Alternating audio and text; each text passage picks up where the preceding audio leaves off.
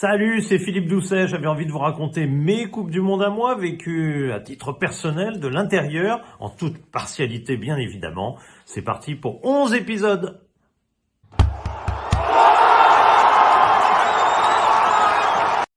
Alors l'épisode 3, c'est un peu l'éveil d'une conscience du jeu. C'est pas encore la palette, mais je commence à avoir des goûts. Et il y a deux équipes qui vont marquer les Coupes du Monde 82-86. Pour moi, ce sont deux équipes qui ne vont ni gagner, ni être en finale. C'est la France et le Brésil. Un mot sur les vainqueurs quand même de ces Coupes du Monde. L'Italie, parce que un truc invraisemblable, ils font 3 nuls au premier tour, complètement à la rue, comme le Cameroun de Roger Mila, sauf que l'un sort et pas l'autre. Ensuite, ils se retrouvent dans un groupe impossible avec Argentine-Brésil, ils arrivent à gagner à l'italienne, incroyable, et ils vont au bout, ils finissent par gagner contre la France, lapsus, pardon, excusez-moi, contre l'Allemagne de l'Ouest en finale en 82, donc avec Paolo Rossi qui revient d'une affaire invraisemblable de Totonero, où il est suspendu pour une affaire de paris sportif. Et tout le deuxième tour, il marque but sur but et il emmène l'Italie jusqu'au titre. Bon, l'Argentine de 86, c'est évidemment Maradona qui est un surhomme, qui emmène littéralement l'équipe à la victoire avec quand même l'aide de Burruchaga et Valdano. Le reste, c'est vraiment lui, comme dirait Goethals, c'est t'as Maradona, Burruchaga et Valdano et les autres c'est des parachutistes. Bon voilà, et tu gagnes quand même la Coupe du Monde comme ça avec parce que Maradona est dantesque et incroyable. Il y a bien sûr ce match contre post-Malouine, post-guerre des Malouines contre l'Angleterre où il y a le but de la main, mais qui est gommé, la main de Dieu bien sûr, mais gommé par un incroyable slalom qui est peut-être l'un des plus beaux buts de l'histoire du foot sur 50 mètres marqué contre l'Angleterre. Passons vite pour aller à l'essentiel pour moi, qui sont deux équipes séduisantes. La France de Platini s'est qualifiée de manière incroyable dans un groupe où il y a Pays-Bas, Belgique, R et il faut finir premier.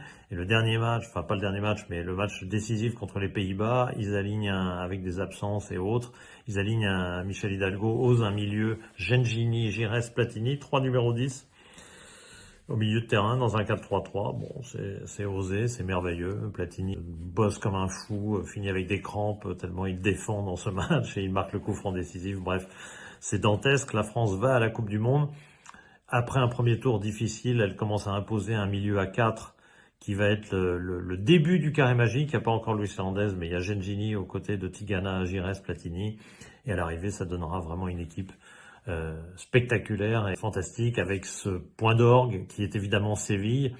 Alors on va pas te rappeler tous les épisodes de Séville, juste deux anecdotes, l'une personnelle, l'une c'est que je suis en vacances en Autriche, donc je vis le match auprès de gens qui sont pour l'Allemagne.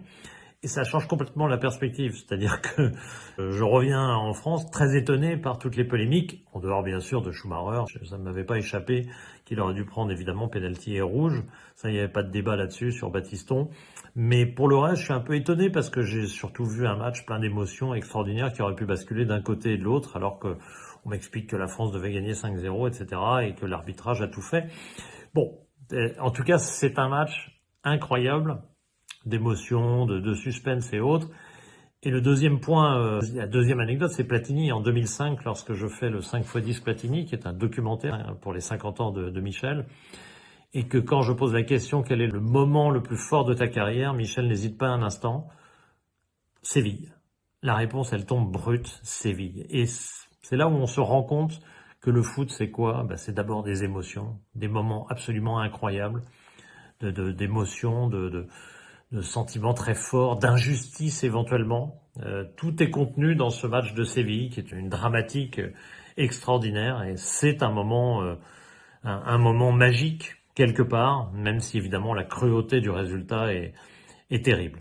Et puis l'autre moment, à mon avis, du même niveau, aussi extraordinaire, c'est France-Brésil 86, qui pour moi est un match phénoménal, qui reste vraiment dans mes mémoires, sont deux très belles Coupes du Monde. Franchement, 82-86, vraiment, là, je commence à me régaler littéralement. Ce France-Brésil, il est génial. Ça aurait pu faire, allez, le Brésil aurait dû gagner, admettons, mais 4-2, 4-3, un match ultra spectaculaire, d'une qualité extraordinaire. Le Brésil a encore une belle équipe, même peut-être sans doute même plus complète que celle de 82. Et la France se met en travers de sa route et élimine le Brésil. Là aussi, une anecdote, je joue un tournoi, je suis à Montrouge, je crois, je joue un 15-2, un 15-3, enfin je sais pas, je suis en perf, je devrais me passionner pour ce match. J'en ai rien à faire parce que je sais que le match du Brésil commence.